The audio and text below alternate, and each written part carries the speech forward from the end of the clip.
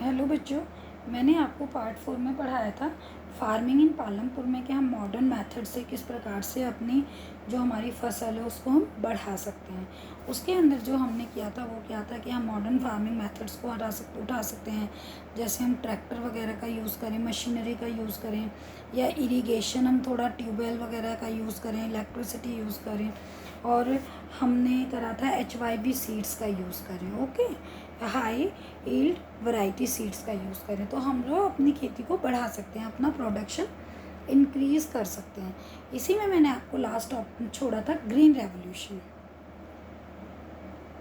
मैंने लास्ट छोड़ा था आपको लास्ट स्लाइड में green revolution, and I told you मैं आपको आगे पढ़ाऊँगी।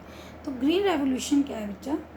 हम लोग का जो मॉडर्न फार्मिंग मेथड्स हैं, जो केमिकल्स हैं, जो पेस्टिसाइड्स हैं, फर्टिलाइज़र्स हैं, उनको यूज़ करके एक अपनी फसल का उत्पादन बढ़ाना, उसको ग्रीन रेवोल्यूशन कहते हैं। अब इसकी डिफ़ाइन देखो क्या है। In late 1960 farmers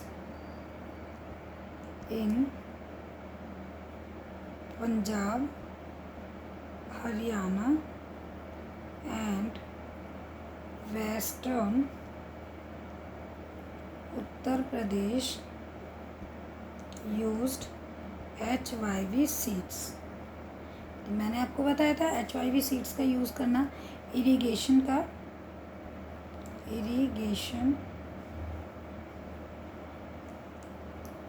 chemical fertilizers and pesticides to increase the yield. Production को हम बढ़ाने के लिए इन सब चीज़ों का यूज़ करते हैं, तो इसको हम क्या कहते हैं? Green revolution. ठीक है बच्चा। अब उसके बाद फार्मिंग इन पालमपुर के अंदर ही एक आता है, विल द लैंड सस्टेन। क्या लैंड को हम सस्टेन कर सकते हैं? तो देखो बच्चे, हमारा जो फील्ड हमारा इतना ही है और ये इतना ही रहेगा, हम इसको बढ़ा नहीं सकते, ये इतना बड़ा नहीं कर सकते हम लोग इसको। ठीक है। अब एक बात देखो, हम लोग इस पर साइंटिफिक मॉडर्न मेथड्स यूज़ कर रहे हैं, हम इसमें फर्टिलाइज़र्स डाल रहे हैं, हम इसमें पेस्टिसाइड्स डाल रहे हैं, जिससे हम क्या कर रहे हैं, हम ज़मीन से ज़्यादा प्रोडक्शन ले रहे हैं, ज़्यादा से ज़्यादा उत्पादन करवा रहे हैं, ज़्यादा से ज़्यादा गेहूँ उगा रहे हैं। तो एक बात बताओ बच्चा, आप जो है, आपका बॉडी कितना कैपेबल है? आप 6 घंटे पढ़ सकते हो, 7 घंटे पढ़ सकते हो। अगर हम आपको कहें कि 24 घंटे आपको पढ़ाई करनी है, या मम्मा को बोलें that you have to work all the time 24/7 आपको काम ही काम करना है, तो क्या मम्मा को रेस्ट नहीं चाहिए? क्या आपको रेस्ट नहीं चाहिए? You want to recreate. इसी प्रकार से आपका सॉइल है वो भी खुद ही रीजेनरेट होगा, खुद ही इसके अंदर पोषक तत्व आएंगे। जब आप थक जाते हो तो आपको रेस्ट चाहिए, जब आप सो कर के उठते हो तो आप फ्रेश फील करते हो। ठीक है ना। जब हम सो कर के उठते हैं तो हम कितना फ्रेश फील करते हैं, दिन भर स्कूल गए थे, थक गए, आकर के थोड़ा रेस्ट किया, and after that we will take tuition classes and do other things. ठीक है। इसी प्रकार से ज़मीन को भी तो रेस्ट चाहिए, ज़मीन को भी तो आराम चाहिए थोड़ा सा। हम क्या कर रहे हैं, उस पर पहले एक फसल बोई, उस पर हमने पेस्टिसाइड डाला, फिर वो ख़त्म करके फिर हमने दूसरी फसल बोई, फिर उसको पेस्टिसाइड डाला। तो ज़मीन को तो अपने आप को रीजेनरेट करने का टाइम ही नहीं मिला। तो इनको हम बोल सकते हैं, जो आपका है कि विल द लैंड सस्टेन, इसको हम बोल सकते हैं bad effect of green revolution, negative impact of green revolution. तो बेटा ये क्वेश्चन भी बहुत इम्पोर्टेंट है, negative impact of green revolution, कि क्या नुकसान हुआ ग्रीन रेवोल्यूशन का। तो बेटा पहले देखो इसका क्या है, green revolution is associated with the loss of soil fertility.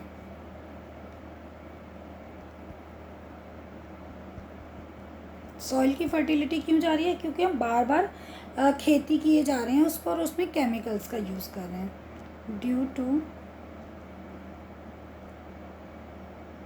Increase the use of chemical fertilizers. Okay. And second है इसका continuous use of groundwater for tube well irrigation has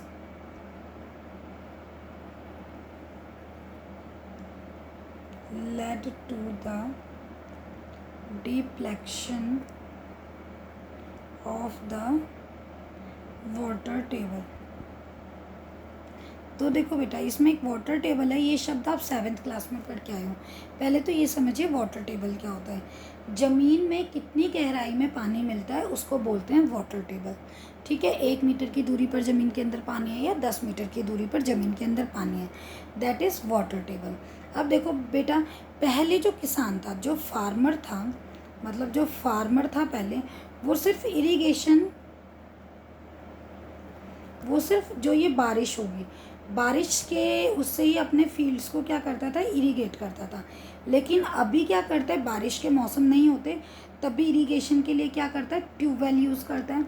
जब ट्यूबवेल यूज़ कर रहे हैं और बारिश सिर्फ 3 महीने हो रही है, तो 9 महीने खेती हम किससे कर रहे हैं, ज़मीन के भूमिगत जल से खेती कर रहे हैं. जब हमारा भूमिगत जल, ठीक है, जो अंडरग्राउंड वाटर है, भूमिगत जल यानी जो अंडरग्राउंड वाटर है, उसको हम क्या कर रहे हैं, बार बार निकालते जा रहे हैं ज़मीन से, जिससे क्या हो रहा है, पानी, ज़मीन के जो पानी मिलता था वो पहले 1 मीटर पे मिलता था, तो अभी 10 मीटर की गहराई पे मिलता है.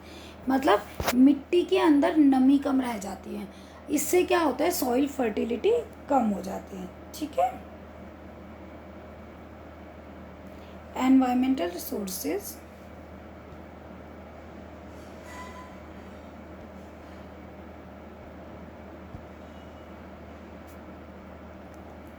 like soil fertility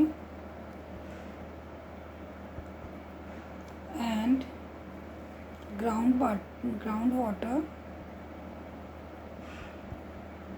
are built up over years. ठीक है, ये एक दिन में नहीं बनता, built up over years.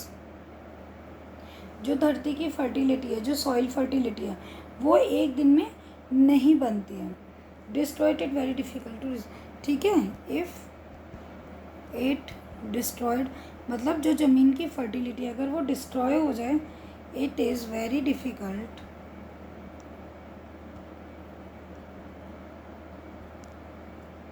To restore them. तो उनको रिस्टोर करना बहुत मुश्किल हो जाता है.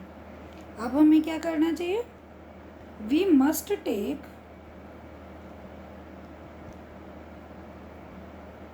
Care of the environment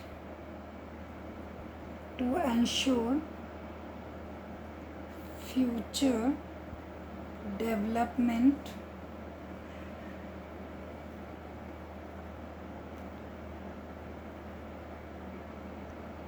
of agriculture.